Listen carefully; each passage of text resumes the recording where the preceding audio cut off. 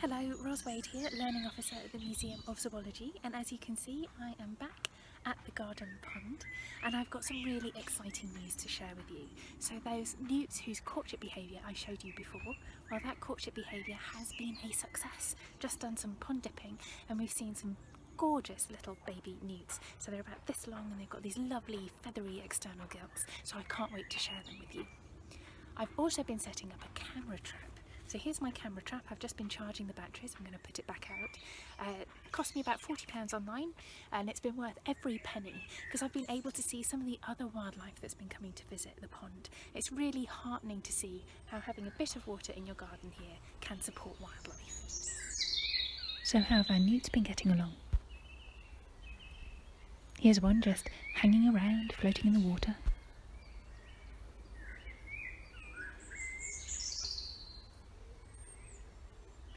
Look at this lovely spotty individual moving slowly across the bottom of the pond. One thing I love seeing are the shadows made by the pond skaters. It really highlights the dip their feet make in the surface of the water.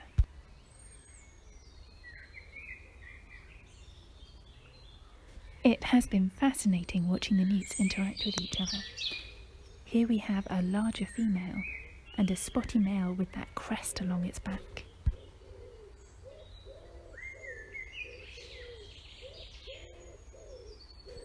The male's following the female. She doesn't seem so pleased about it.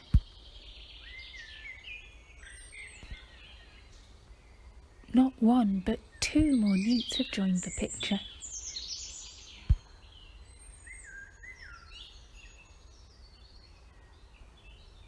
One's wandered off. A gulp of air and another's on its way.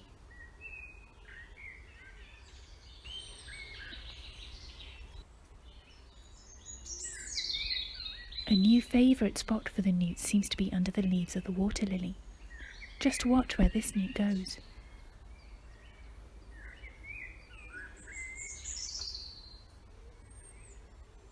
Again, it's not alone. 3 newts.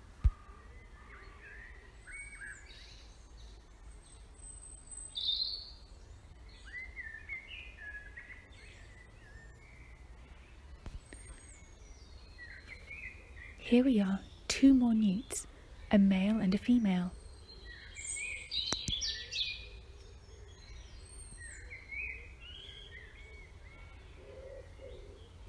A bit of a half-hearted attempt at some tail wafting by the male there.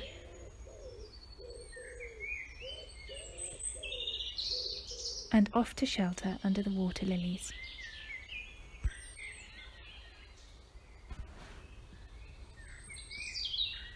So what about those baby newts I mentioned? If you look back at Pondwatch episode 2, Ed Turner talks you through how to have a go at pond dipping.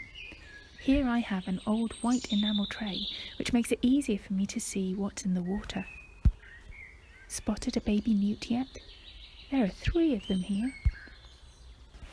A bit of a closer look and you can see that they have their 4 legs already. Like frogs and toads, newts hatch out without any legs, but unlike frogs and toads, it is the front legs that develop first in newts. You can see the external gills really clearly here.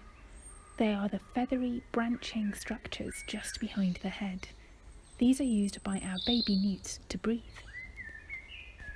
Gills work by providing a really big surface area over which oxygen can be absorbed from the water into the newt's bloodstream. They only work in water. As soon as you get out on land, all those fine filaments stick together. Later in the summer, these newts will lose their gills and will be able to leave the pond, breathing in air using their lungs instead.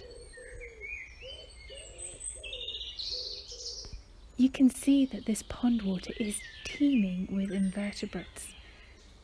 This one is pushing the newt out of the way. It's a leech. Watch it stretch out and then fatten up again as it moves along. Look closely and you might have spotted the water beetle too.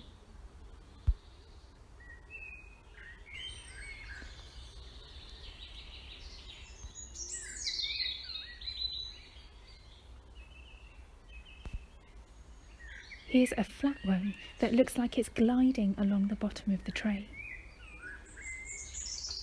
And with a microscope we can see it in more detail.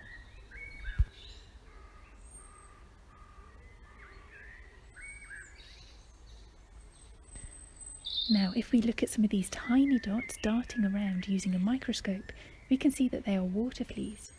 Water fleas are not fleas at all, but tiny crustaceans with transparent shells so we can see what's going on inside.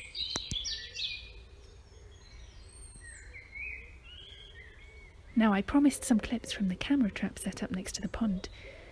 Lots of these were wood pigeons, but I also caught blackbirds,